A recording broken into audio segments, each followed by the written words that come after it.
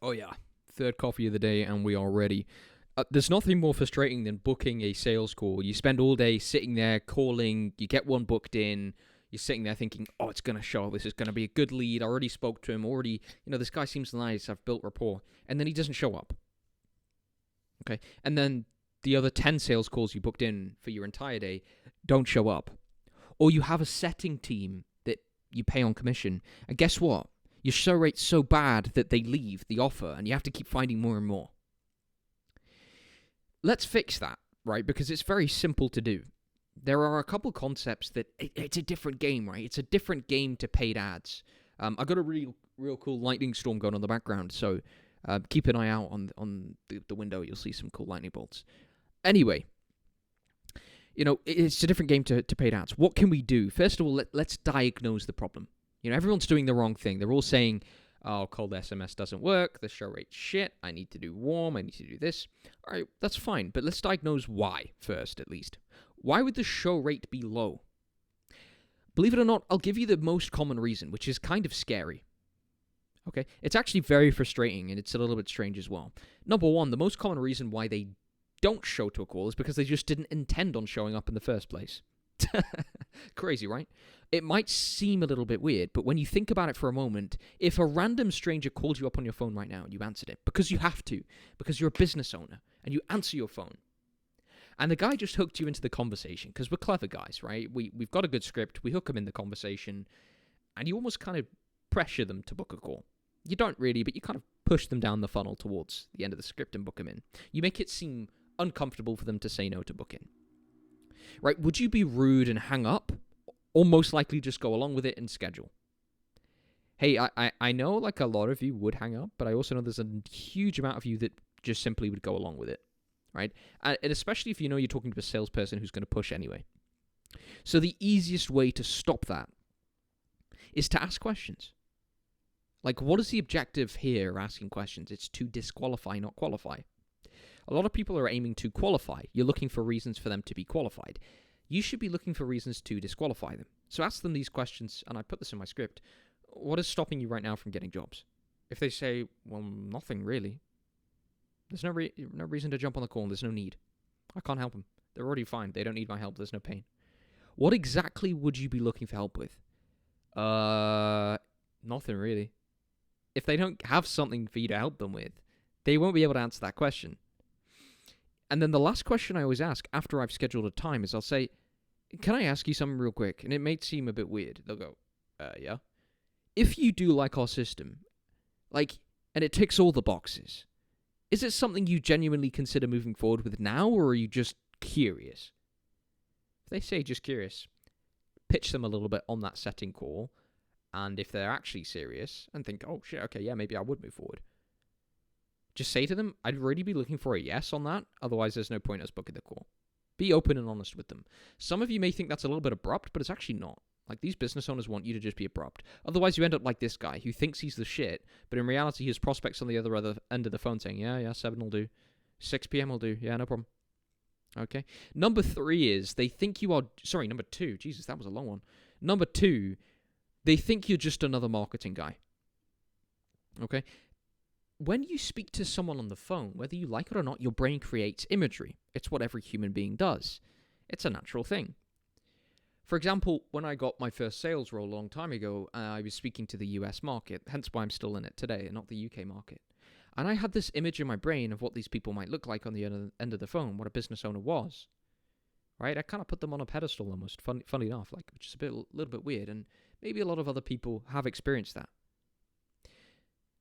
And they do the same to us, but in a negative way, right? They imagine us to just be like Angie's leads or another shit marketing guy, okay? It's a little bit of a strange concept to grasp, but I highly recommend, depending on the niche, being the key thing, for you to swear at them. Then they view you as a human and not a corporate sponge. I cracked this joke on a sales call yesterday, and the guy loved it. He burst out laughing, and he did close. So... use your humor, use your human beingness to your advantage. Be human. If you're talking to lawyers, don't swear down the phone. If you're talking to insurance companies, don't swear down the phone. If you are talking to old men roofers, probably still don't swear down the phone. right? If you are speaking to a mid-age age group, like bathroom remodelers or plumbers or a flooring company, swear. They are the types of guys that aligns nicely with. Sometimes it switches up the energy to an old friend instead of the sales guy that wants your money. It's crazy, that switch, and I've done this on sales calls, and it actually really, really works. Because you can see their face kind of change. They go from this like closed off type of guy that doesn't really want to give you answers to just chatting to you. And that's such a great thing to leverage. Quick coffee break real quick. That's a great thing to leverage. Because it's just useful, right? It's just real, real good. Because they are more open to you. They'll give you your pain. They'll be more honest with you. And you know what's great about objection handling? Like, if you can get them to the point where you guys are just gelling, right? You're just laughing with each other. If you can get to the point where once I've given price and I've given the pitch, I try and get them in it sounds a bit weird, but a laughing state, like a funny state. Because people are going to struggle to say no if they're smiling, right? It's so hard to do that. Because what are they going to do? Ha ha ha ha. No. Like, bro, they look like an idiot. And it's so hard to get out of that frame of yes, yes, yes, and then go no. Okay, so I hope that's useful. Number 3, a clear offer that creates some confusion. This is kind of like contradictory. It's saying a clear offer, meaning easy to understand, and then at the end of the sentence, I'm saying create some confusion. So, like, what the hell is that? Okay, the two are separate. You need a clear offer and confusion. Okay, the two don't combine. Your offer can't be confusing, but your way of doing it does need to be. Bit of a mystery, right? I think mystery would be a better word there. Your offer needs to make sense in its simple format. But you need to almost hint and gatekeep your method of doing it because this creates an edge that they naturally want to find out. For example, we work on a pay-per-job basis, so if you don't get the work, we literally don't make a penny. Basically, we have an insane AI system that, to be honest, is quite hard to get your head around, but I'll show you it on the call. Pay-per-job basis, it explains it, right, in a sentence. And then we talk about something that's quite hard to get your head around and a bit confusing, and then they're thinking, what's this AI system? How does that work? What do they mean? So it creates the curiosity, and to be honest, that is a huge thing to leverage. Then the last thing here is, what do you want them to do, guys? No, for real, like, what do you want this person to do? What do you want? You want them to show up, right? So tell me why you're not asking them to. Like, this is a real weird thing. People don't ask them to show to the call. So, you want them to show up. Now, someone needs to tell me why 90% of people are never asking them to. So, at the end of the call, tell them you don't want any no-shows because it's really slowing you down. And to be honest, it's frustrating when you do research on someone else's company and they won't show up. I literally say that to them. I say it's really frustrating. I get guys booking in. I do a shitload of research on them and their business and come up with a plan, and then they just don't show up. You will 100% be there, right? Dude, that's crazy. Actually, it's that sentence I wrote there. I haven't actually said that to my setting team, so I'm going to real quick just shoot a voice note over to those guys in my WhatsApp group chat with the setters, because I think that's such a valuable thing, and I actually even might add that to my script right now. That sentence at the end, it's so human, and it makes them feel like they are doing a disservice to you personally if they don't show up to the call. Right, it's so easy to no-show a business, but it's very hard to no-show a person. There is one last tip I'm going to give you with that, okay? Which, I kind of like gatekeeping, but I like it. It's a real good one, and I might as well just give it out, because why the fuck not, right? You create a group chat with you and the setter and the person in. What am I talking about here, right? If you're from the US, you have iPhone, iMessage. On your personal phone, add all 3 of them into an iMessage group chat and voice note them. Like, be different. Or add them into a WhatsApp group chat. Or even the new method, which I kind of wanted to gatekeep a little bit more, is the Instagram method. You ask, do you have Instagram? And you add them into an Instagram group chat. And guess what your profile is going to have all over it? Social proof. It's going to be littered with social proof. If you've ever been around like high net worth individuals, like famous celebrities, put a photo of you and him next to each other in your IG, and they instantly think you're way more credible. There's one of the guys I know from a group I'm involved in is, I believe he's a professional boxer in the UAE.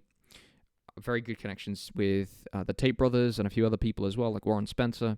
He has all these photos of himself with those guys on his profile out in Dubai. And he shows that to people on the sales call.